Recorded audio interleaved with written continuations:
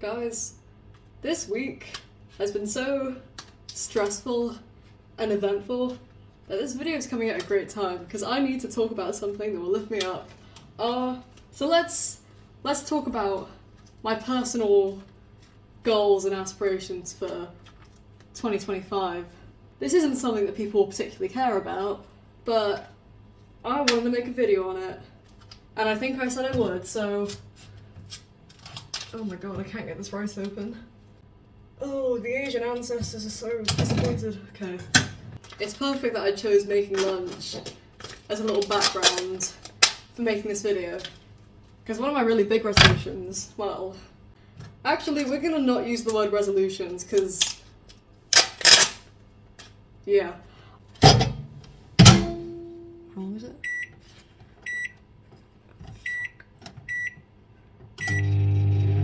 One of my big goals is that I'm gonna try and eat 3 meals a day. For me, it's a really big thing. And it's a really big stepping stone in getting my health together, which is a big thing, because if my health starts, then I can't really do the rest of this. You know, I can't chase my dreams on an empty stomach, so we're gonna eat 3 meals a day. Listen, I thought I was above this, but I need to start setting alarms for myself to drink water, because I've drank like a cup today, so that needs to change. That's also something. We can't achieve our goals with a headache.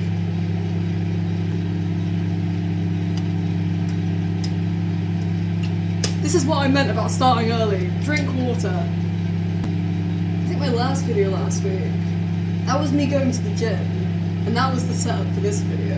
And you know what? Honestly, it's been going great, but I can see myself quitting halfway through.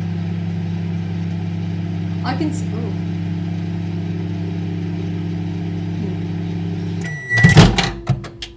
I can entirely see myself giving up, you know?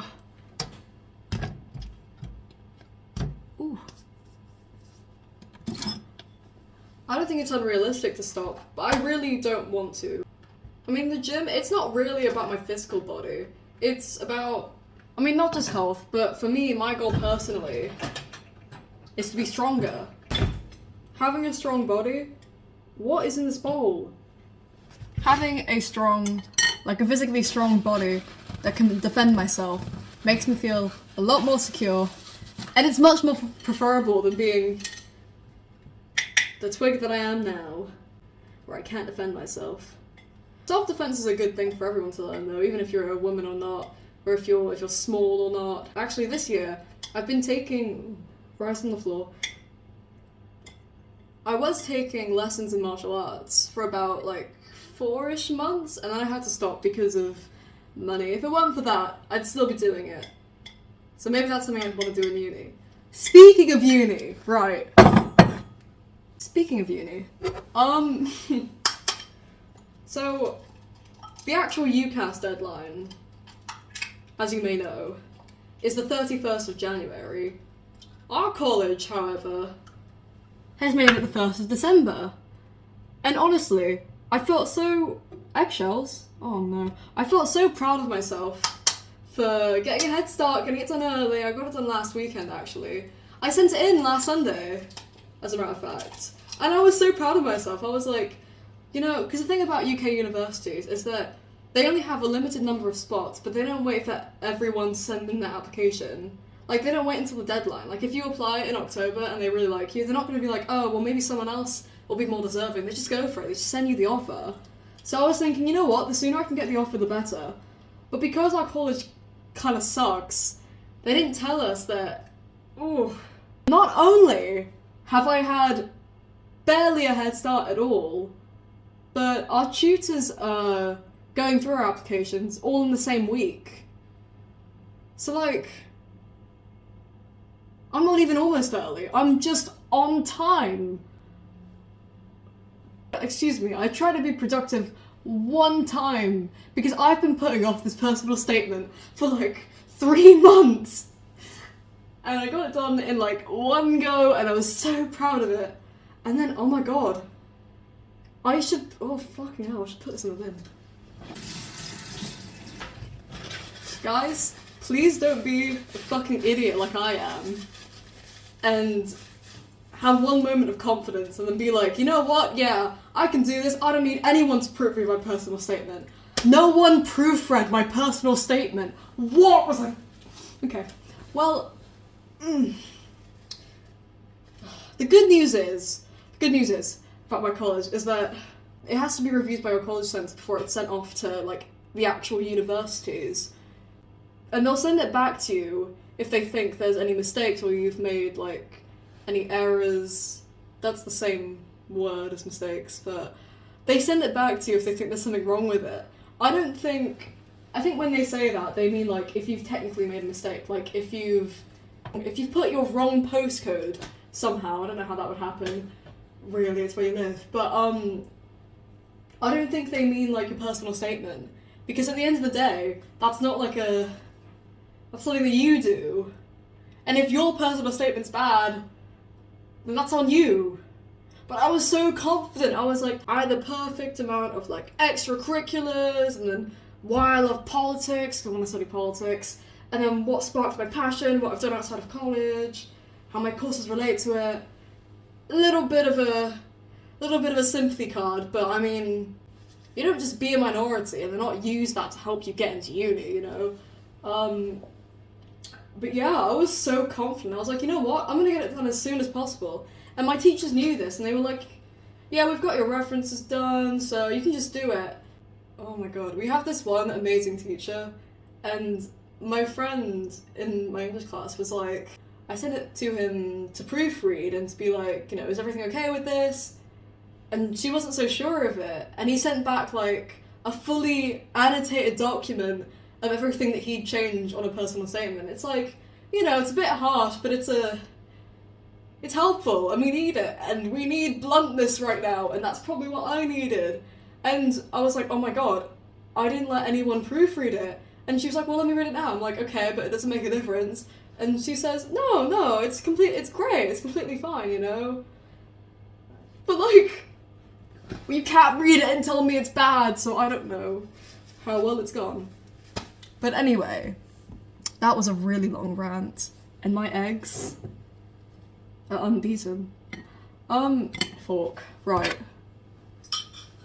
And then, I feel like this is a completely different tone to, like, the other really optimistic videos, but I don't know. This is still, it's been a really, really damn hard week, okay? So we're gonna keep spirits up, but, you know, I need to remind myself what I'm doing this for, otherwise I might break.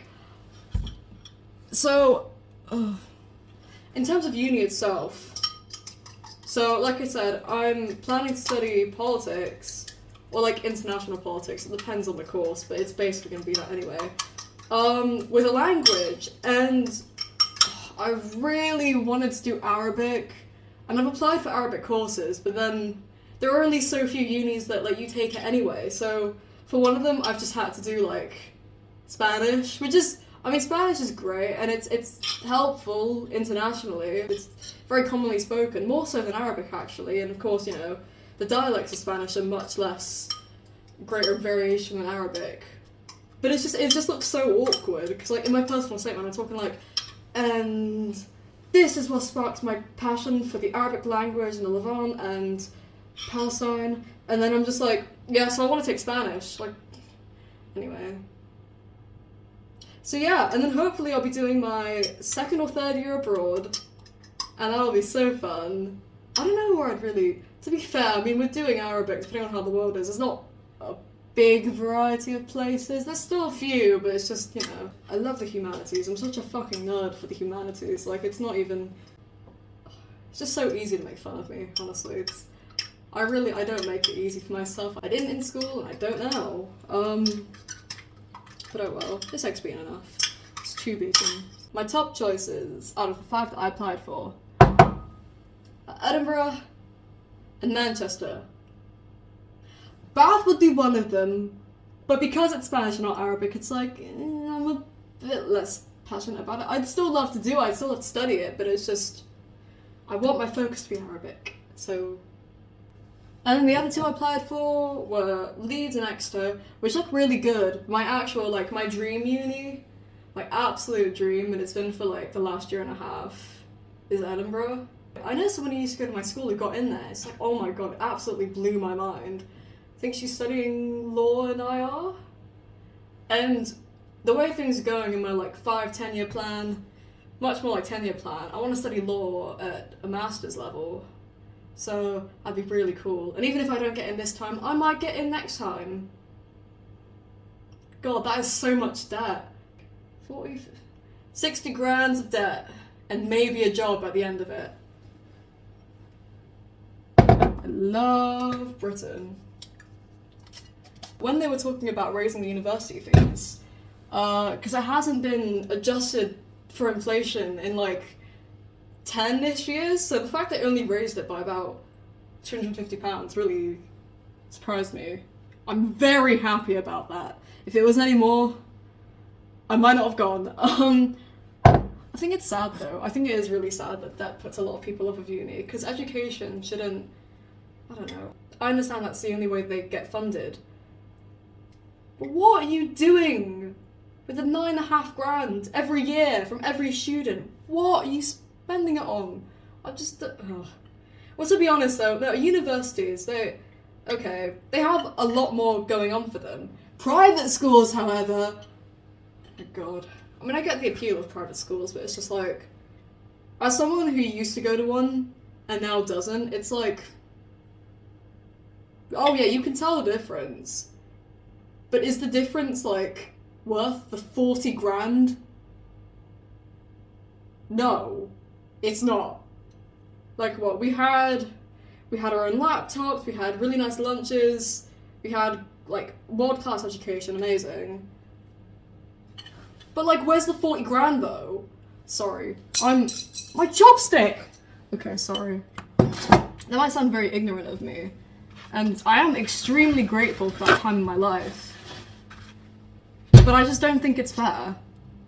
Because yeah, I mean, we got more opportunities, and I suppose that's a little bit what you're paying more for. Also, something that I found really interesting about making the change from being in a private school to being in a public school is that my grades at the end of the year, when like, I left about halfway through year 9, I was predicted like 6, 7s, 8s, even a 9, I think. Just crazy for like going into GCSE, so it didn't really mean a lot. And then, so I started here in state school in like May, and I was getting like 5s. I don't know if that had anything to do with it, because it's the same British system. Like, I went to a British school, and I've gone to British schools like my whole life, really.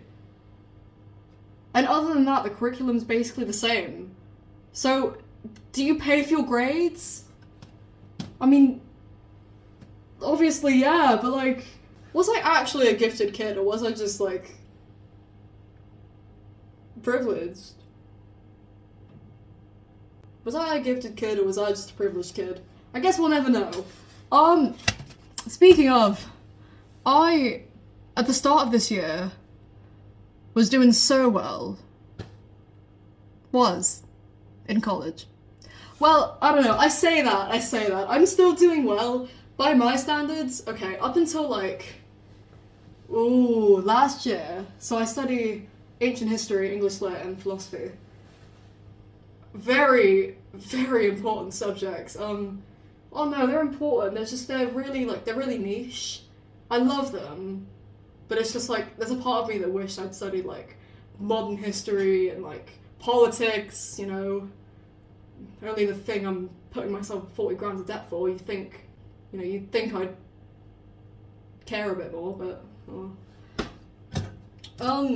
where was I going with this? Oh yeah, I love my subject so much. Last year, in ancient history, I got a D. I've never gotten a D before, and because I used to be someone who was a gifted kid, I mean, now I don't even know if that's true, that really hurt my soul. I'd never gotten a D before. I'd never gotten a C before. So, to go straight from having a B grade, I was at a B grade at the start of the year, I went into a D, that was a bit interesting. but we vibe. We vibe. Right before the summer, we had an exam for ancient history, and I got an A in it. It was my first A in the subject, and I was like, great, what a great way to start my second year where I'm going into uni, I'm gonna feel so confident, I'm gonna get A's all year. And then I came back, I got another A, and then a last essay, I got a C again. And for Edinburgh, the requirements for my course are 2 A's and a B. And I was like, okay, well, worst comes to worst, ancient history will be my B subject, you know? I reckon I can get that C to a B. And then yesterday in English, I got a C again. I've never gotten a C in English, never. Actually, at one point, I broke my streak of A's and I got a B. And oh my god. Listen, if you're someone who puts yourself under academic stress, you'll know what I mean.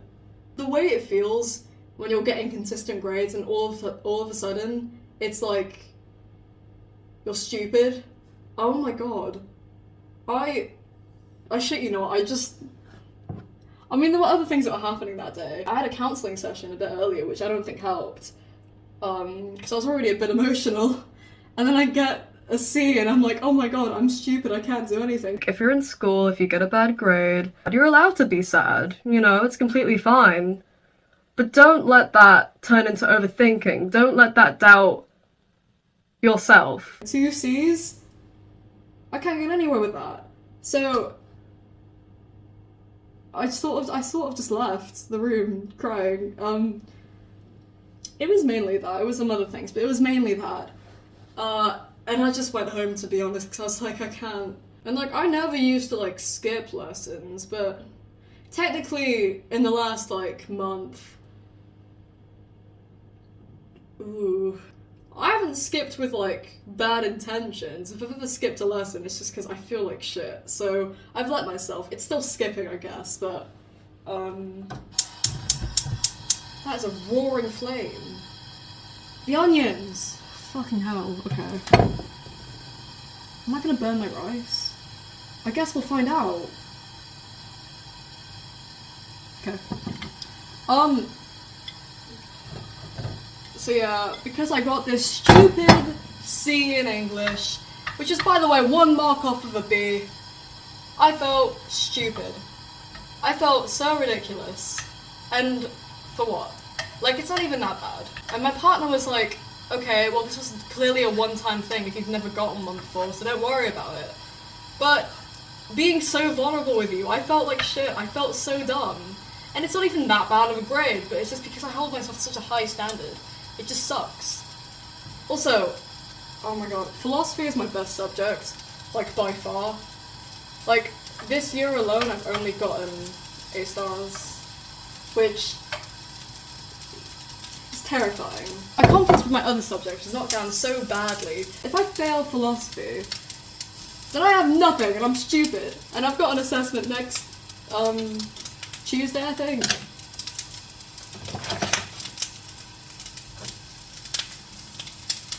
But yeah, like, I might actually cry if that happens. That might actually be my final straw, if that happens. Also, what worries me with philosophy is that I have been making no progress. Yeah, I'm so happy with my A star. We've done 3 big exams since second year started. I have gotten the exact same mark every time. I'm good, sure, but I'm not getting any better. I'm at a standstill. I've reached, like, my limit of intelligence, and now I'm just stupid. Oh my god, being so real with you right now, like...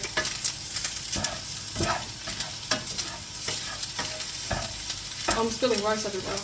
Cut the onions in. I didn't cut the fucking onions. Okay, well, oh shit. Oh shit, okay, well it's on the floor now. I'm stressed, okay? Hey, this was meant to be a 10-minute video. How have I just I have a feeling, I have a sneaky suspicion that talking to you guys on YouTube will be like my 5th therapy. Yes, 5th, by the way. Okay, right. So I go to my therapy appointment last week, and it was an experience to say the least. And everything was fine. And then they were like, okay, so we have some places that we could refer you to. And I was like, okay, cool, more therapy, sure. They give me 3 numbers and like, you have to call them, you have to self-refer as soon as possible. I still haven't done it. It's been a week. Oh my god, I haven't done it.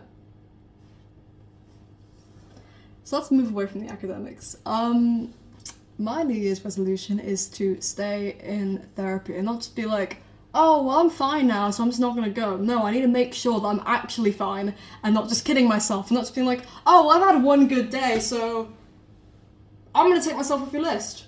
Oh my god, there's actually rice everywhere. I'm not eating it. But like, oh my god. There's that, and then there's college therapy. And then there's like the original therapy, which I'm still in, that's 5. Which, I don't know if I'm gonna refer to all 3.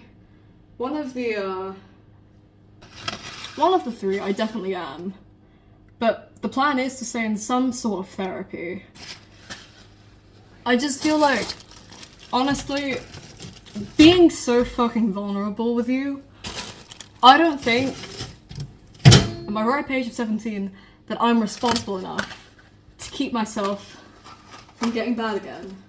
I don't think that myself alone is going to be enough. So I need to actually focus my attention, all of it, on getting better. Everything that I do, I think, there's a part of me that needs to be like, okay, and this is going to go great, and this is going to make me happier, and I'm going to be happier.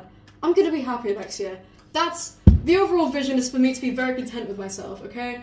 Get into my dream uni, and be happy. And be healthy. Be healthy. I'm not even, oh my god, it's been like nearly half an hour. I also want to travel more. And I'm already a well-traveled person, but I mean more like actually in this country. Because yeah, I'm gonna be here until further notice with uni really. But like, me and my partner who's English, we want to travel. And a part of travelling is sort of just like, not just, you know, going away for the summer, but it's also like moving away from here. And I didn't grow up in the UK. I spent my whole childhood, my whole life actually, moving around, just not staying in the same place, which is, it's just a normal thing for me. And I'm honestly just like so grateful to have the chance to experience that with someone else, because that's just amazing.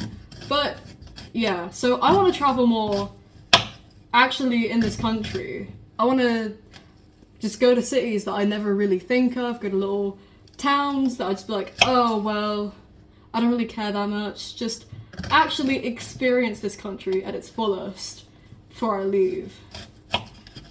Because I don't really plan to stay here for a lot longer. I mean, it's been good, but it's just like, I don't really plan on staying in any one place.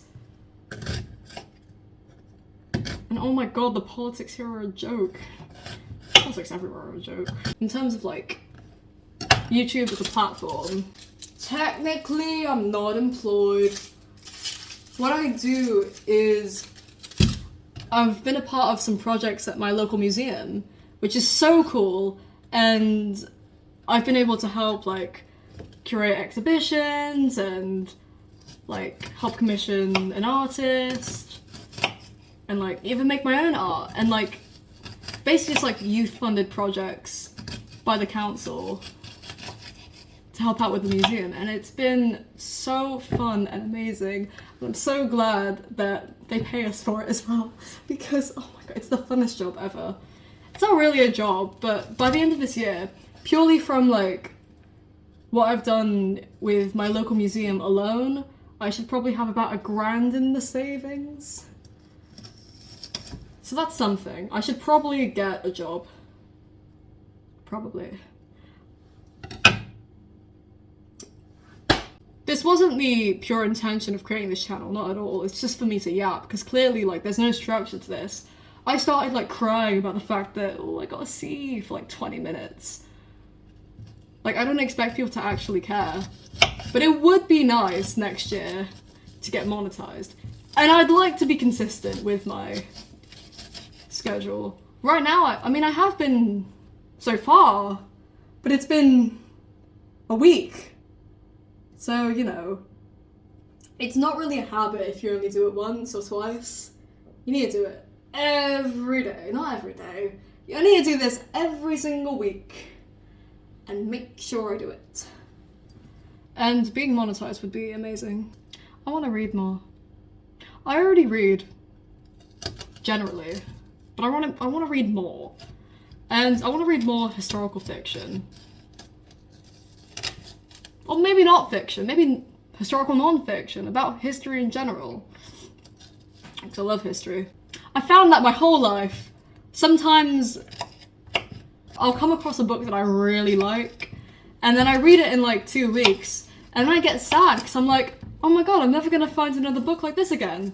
Like, it's fucking nerdy and embarrassing. Like, it's actually the way you treat a breakup. Like, I just think, oh my god, but this is such a good book, and it's the last book I'll ever read, because nothing's ever gonna be so good, which is just a lie. It's like, oh my god. It's like, every time I read a new book, I'm like, this is my favourite book and the best of all time. And I hate to say it, but with what I'm reading right now, I think it's my favourite book. I'm reading The Kite Runner at the moment. It's, oh my god, ooh, it is sad.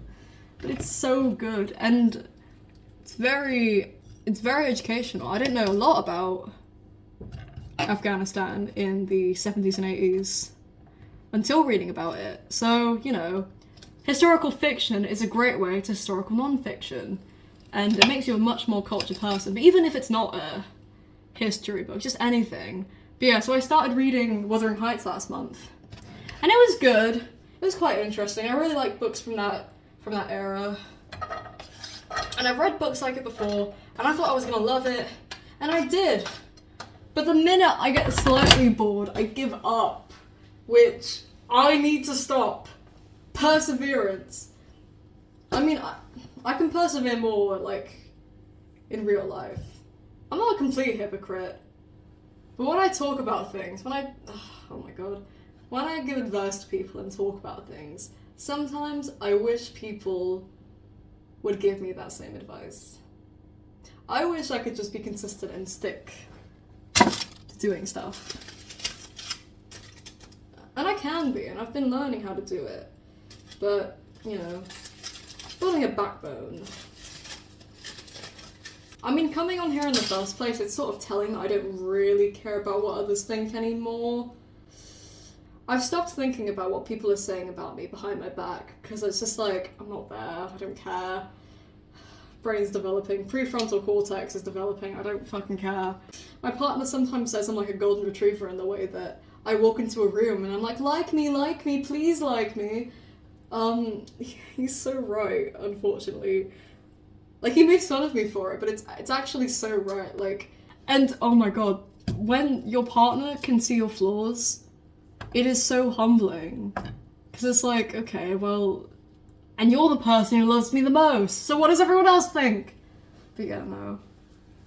When he says stuff like that, it actually snaps back to reality, and it's like, why do I care that everyone likes me or not? I know they don't, so why do I worry about it? Like, literally what?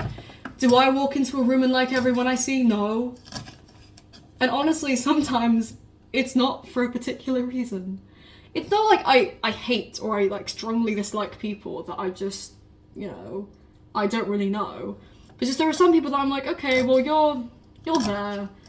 I don't really vibe with you, I wouldn't really be friends with you, but you're there. But it's not just that for me. For me, I have this urge sometimes, and it's just like, I need everyone to have this amazing opinion of me. Even though they'd have nothing to base that on to begin with. Like, honestly, if I want people to like me, it's like, first of all, I need to give them a reason to like me and not be some self-righteous bitch. I need to give them a reason to like me. But also, who cares? I don't know these people. Do I even like these people? Why do I seek the approval of people I don't like? My god, I've cut like 4 spring onions in like 10 minutes. You know what 4 will do? I'm hungry. It is 3:30. This is me lunch. Oh my days, okay. I'm gonna fry these for a little bit and then we can finally finish. 36 minutes, fucking hell. I really just went on a tangent. Okay, well, thankfully you can see me more, you can see me a lot better as a person now, and I think I'm a lot more confident in being on camera the 3rd time around, so keep trying. Basically, I feel like this video is an admission of all my faults and things that I need to fucking focus on. In the words of myself, I need to get my shit together. I need to get my shit together, not you. I'm projecting. I just hope I can help people. I want other people to look at themselves like I look at myself and be like, okay, enough of this. We're getting our shit together. We are. Okay, and my last one. Not my last one. I had a really long list of things that I wanted to talk about in this video, but wherever energy flows, I guess. I need to start forgiving people. I don't know. I don't think I hold a grudge anymore as strong as I used to. But I find it really fucking hard to move past something. And it's like, sometimes people don't deserve to be forgiven, right? That doesn't mean that you shouldn't give yourself the closure. By not forgiving someone, that does nothing for them. But it's disturbing your own peace. By you not forgiving someone else, you're not forgiving yourself. Like, really? You're gonna tell me that you're holding a 2-year grudge and you like yourself? Like, liking myself is something that I am halfway there with. I think a lot of it is forgiveness. That's a lot of what I'm missing. I want to maintain a relationship with myself. I want to continue to, I don't know, I'm having this thing at the moment, because obviously, you know, I wouldn't be completely okay if I was in therapy. You can see that, I can see that, but when things are good, I'm happy. It's just a matter of, like, me trying not to let the bad moments ruin my whole day. Which I'm still trying to figure out. Because some days this week, it felt like my entire world was over. And for what? For nothing. I still have all of these aspirations and dreams, and I still have passion, and I still have love, and I still have people who love me. But for some reason, I just feel like letting myself go. I struggle so hard with snapping out of it. Sorry, this is horrific. My phone fell, so you're gonna have to cope with this for the little outro. Anyway, so I'm a mess. This video is sort of like clarification that I am a mess, and like, yeah, I want to spread positivity, but I struggle too sometimes. So, I need to remind myself that I have things to live for, and if I can do that, then so can you. Because honestly, there have been points in this week where I've not wanted to continue. And for some fucking reason, I'm stood in my kitchen making an egg fried rice, with rice on the floor, and I'm still here. It's gonna be a great year.